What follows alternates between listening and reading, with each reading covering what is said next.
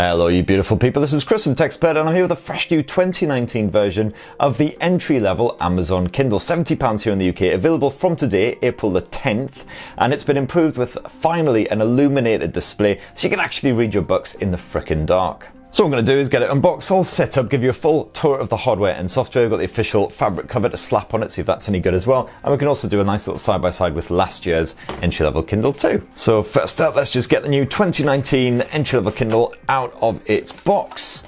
Check out this bad boy. So first up, the Kindle itself, of course. You get a nice bit of quick start guide, action, usual literature, and a USB cable. It is a bit of micro USB rather than the fresh new Type-C USB, unfortunately, but hey ho. Just kind of a shame as most smartphones and stuff use Type-C USB now, so you'd only have to carry the one cable when you're going on holiday and everything, but just remember to pack that if you're off on your travels.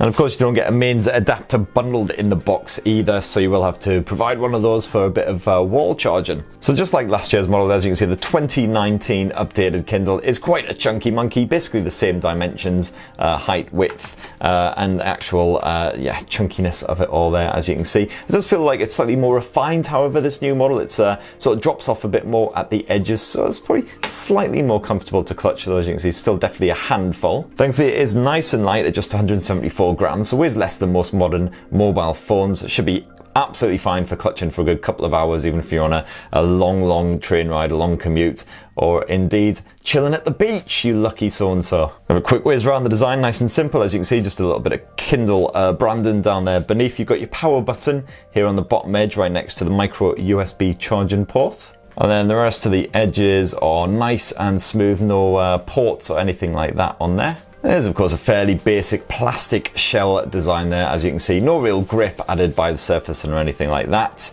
But as I say, at least it is light and comfy to clutch. And you can pick up the 2019 model in either black or white, the same as this one here, to suit your own personal tastes. So let's actually power up the Kindle and then we can have a bit of an explore of all the awesome features. So as with last year's model, it is of course a full 6-inch touchscreen, so all of the interactions are done by poking, prodding and swiping that screen itself. No navigation buttons down the sides of the Kindle, just like last year's model, despite the fairly chunky bezels which would easily house them. Just going to get connected to the Wi-Fi now. It's only available in a Wi-Fi model. There is no cellular version, so you can't connect via 3G or 4G, which is kind of a shame because that is actually quite handy when you're traveling about and you can't find a decent Wi-Fi network to get something new downloading. So far, thankfully, that 6-inch touchscreen seems pretty responsive to your pokes and prods and everything as well. It's not quite as teeth-clenchingly frustrating to type on the virtual keyboard as it was on some of the original Kindles, that's for sure. Now, as you'll see, again, side by side with last year's Kindle model, there's absolutely no difference in terms of the actual interface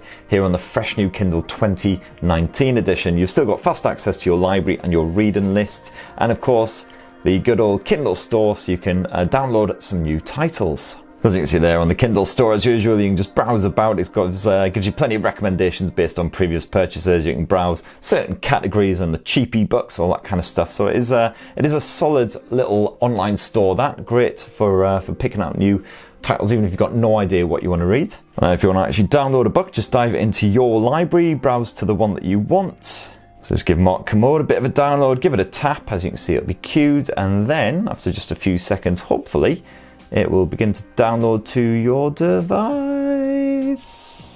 There it goes, and they're generally pretty quick because obviously they're quite small files. Speaking of which, you get 4 gigs of storage as standard here in the entry-level Kindle, so that should be fine for hundreds and hundreds and hundreds of books. You should not run out of space anytime soon. The only time you'll struggle is if you start downloading a good bit of Audible audiobooks, because they tend to be more around the sort of 100 to 200 megabytes, depending on how long they are. So if we just jump on into a book. Now the screen itself is once again 167 ppi, pixels per inch, so it should be absolutely fine for text. If we just dive into the settings, and let's just pick the smallest font on offer, which is absolutely tiny, because as you can see there, you can play around with different fonts and everything as well, but even on the smallest font, that's very, very legible indeed. As long as your eyes are up to it, great stuff. Of course, not quite so well suited to graphic novels and the like, which definitely look a lot better on a phone screen or a tablet screen. So you do have some dedicated comic book support, but as you can see there, the visuals aren't exactly supremely crisp, and some of that tiny little handwritten text can be a little bit of a tricky one to make out at times, but at least you do have some dedicated comic book support as well. So as you can see, you can check out individual panes, which definitely makes things a bit nicer on the eye.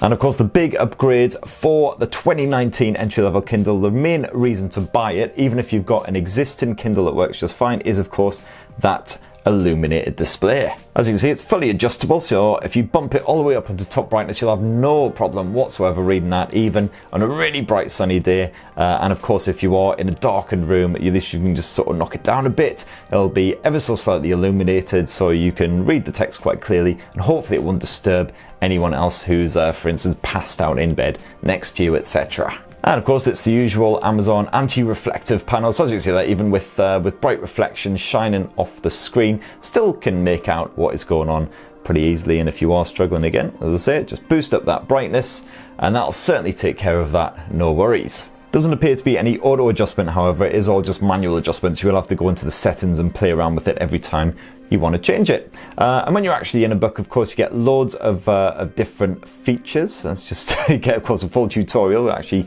takes you through all of these features. You can play around here at the bottom. You can quickly zip between pages or different chapters. It's a very good way of finding a specific part in the book. You do, of course, have full bookmarking facilities and everything as well, so you can get back to exactly where you want to go to later on. And the good news is that your book position is synced throughout all of your Kindle devices and everything. So if you do occasionally read on a tablet or a phone or something as well, your current position will be checked, and you go straight to it when you head to a new device. And of course, all those other Kindle favourite features are back on board as well, like the vocabulary builder. You get full dictionary support, of course. So if there's a big word in there that you don't understand, such as subsequently, just give it a little tap, and as you can see, you get a full dictionary definition, and you can also look it up on the likes of Wikipedia, stuff like that too. Now, if you are going to be enjoying a bit of Audible audiobook action as well, then of course you can't just play it directly through the Kindle because there's no speakers or anything on here. So that won't do anything. What you'll need to do is you'll need to connect a Bluetooth device. If you've got some Bluetooth headphones or a Bluetooth speaker, you can just scan for it using the Kindle, get connected, and you can enjoy your Audible books, which is a nice little feature. And I also really like the family sharing as well. So if you and your wife, kids all get involved on the Kindle library, then you can share each other's books. You might notice that some of these books are quite blatantly mine, and some of them are quite blatantly not. As for the battery life, we reckon the all-new Kindle 2019 edition will probably last you a couple of weeks on a single charge, depending on how much you actually use it. Obviously, that's sort of based on an hour or so of reading on the commute every day. If you're going to be on holiday reading a lot, then you will definitely want to be packing the charger just in case. It should power up to full in about 4 hours at the plug, but stay tuned for my in-depth review for an update on that.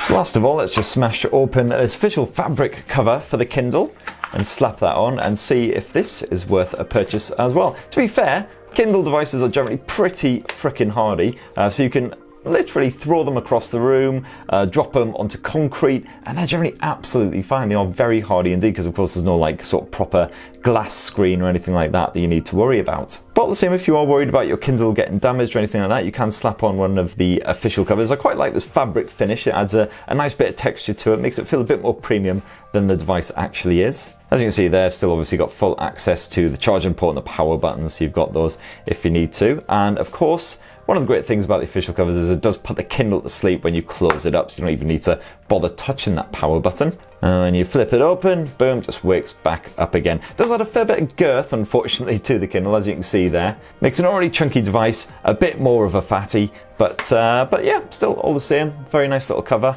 So that right there is the all-new 10th generation 2019 model of the entry-level Amazon Kindle e-reader. Although one of the only real upgrades is of course that illuminated screen, that alone makes it worthy of a purchase in my opinion. Even if you've still got last year's entry-level Kindle, it just makes it so much easier on the eyes in those really, really bright conditions, and of course means you can read in the dark. Perfect. Oh, and a bit of subliminal messaging here. Oh look, this looks like a good book. Maybe go check that out in the Kindle store. So thanks very much for watching, everyone. If you've got any questions, comments, theories about Kindles or life in general, then definitely hit us up down below in the comments. And don't forget to subscribe and ding that notifications bell for more on the latest and greatest tech as well. Cheers everyone, love you!